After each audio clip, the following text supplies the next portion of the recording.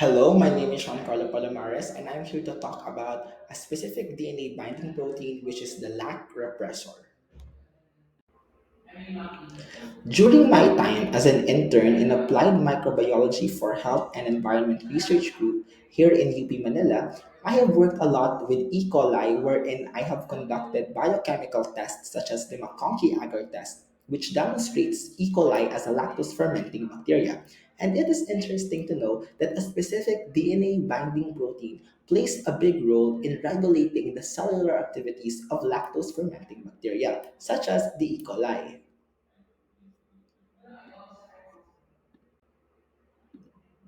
This DNA binding protein is the lac repressor.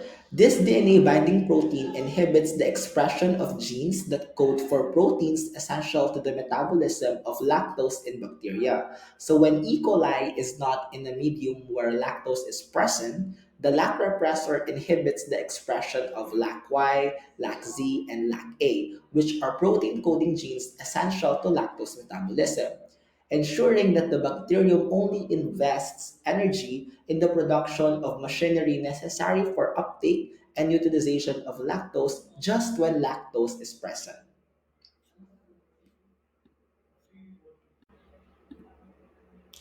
The lac repressor operates by a helix-turn helix motif in its DNA binding domain, binding based specifically to the major group of the operator region of the lac operon, with base contacts also made by residues of symmetry-related alpha helices, the hinge helices, which bind deeply in the minor group. This bound repressor can reduce transcription of the lac proteins by occluding the RNA polymerase binding site or by prompting DNA looping.